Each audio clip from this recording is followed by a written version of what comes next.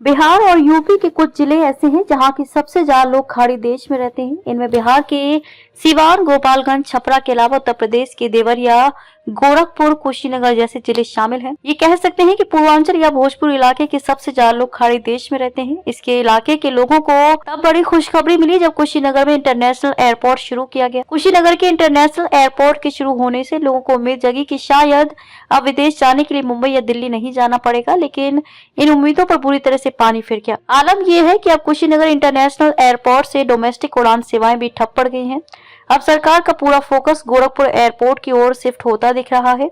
ये हम इसलिए कह रहे हैं क्योंकि हाल ही में उत्तर प्रदेश सरकार के बजट में गोरखपुर एयरपोर्ट पर अत्याधुनिक टर्मिनल भवन के निर्माण की घोषणा की गई है। कभी एयरफोर्स स्टेशन के रूप में अपनी पहचान रखने वाले गोरखपुर एयरपोर्ट के समय समय पर बजट के बूस्टर डोज से कुशीनगर इंटरनेशनल एयरपोर्ट से उड़ान की रफ्तार ब्रेक लगता जा रहा है। बड़े महानगरों के लिए हवाई सेवा का गोरखपुर में विस्तार होने के कारण कुशीनगर के सीमित हवाई संचालन पर प्रभाव पड़ा।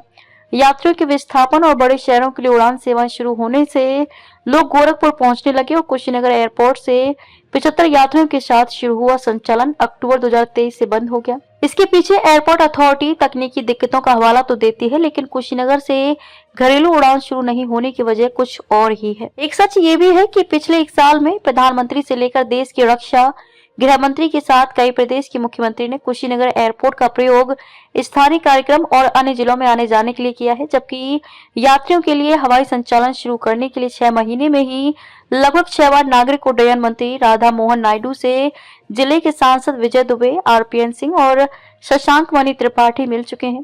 संसद में प्रश्नकाल से लेकर विधानसभा में मांग की आवाज गूंज चुकी है। विधायक दर्जनों बार पत्राचार कर चुके हैं, बावजूद किसी भी शहर के लिए हवाई संचालन शुरू नहीं होने से जानकार गोरखपुर एयरपोर्ट के विकास की गति को ही इसका मुख्य कारण बता रहे हैं। इन दोनों विमानन कंपनियों और एयरपोर्ट अथॉरिटी के बीच संचालन को लेकर हो रहे मंथन के बावजूद अभी तक कोई हल नहीं निकला। बसपा, यूपी और सपा सरकार की ओर से तैयार किए गए कुशीनगर अंतर्राष्ट्रीय एयरपोर्ट की नींव 2017 में पड़ी। डबल इंजन की भाजपा की सरकार ने इसे मूर्त रूप देने का सिलसिला शुरू किया।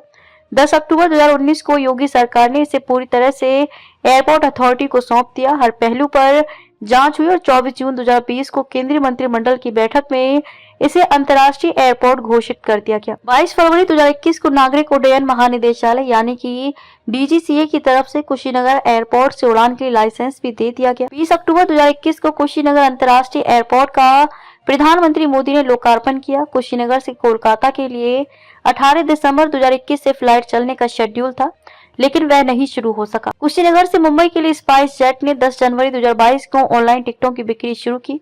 हालांकि यात्रियों की बेरुखी से इस बड़े महानगर तक उड़ान शुरू करने का सपना बनने से पहले ही टूट गया। 27 मार्च से 30 मार्च 2022 के बीच कुशीनगर से कोलकाता के बीच 4 फ्लाइट चली, लेकिन इसके बाद ये भी बंद हो गई। इन सब के पीछे यात्रियों का ना मिलना बड़ी वजह रही। इस दौरान दिल्ली से कुशीनगर की फ्लाइट पूरे 1 सप्ताह और फिर बाद में सप्ताह के 5 दिन चलती रही, लेकिन तकनीकी कारणों का हवाला देकर कई बार इसे भी निरस्त करना पड़ा। यहाँ भी यात्रियों की दिलचस्पी न लेने के कारण फ्लाइट रद्द करने की बात सामने आई थी।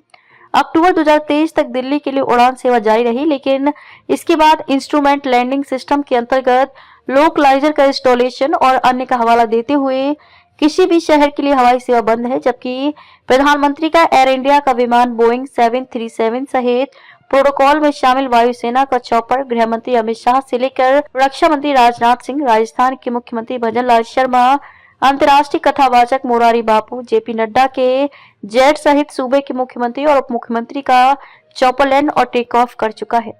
बहरहाल गोरखपुर एयरपोर्ट की तस्वीर बदलने से भी इलाके के लोगों को राहत मिलेगी।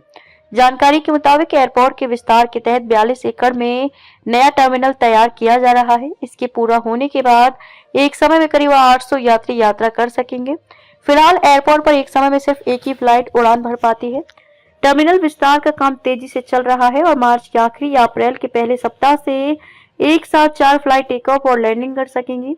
इससे यात्रियों को सफर में आसानी होगी। आपको बता दें कि गोरखपुर एयरपोर्ट से कुल 22 फ्लाइट्स के अप और डाउन का संचालन हो रहा है।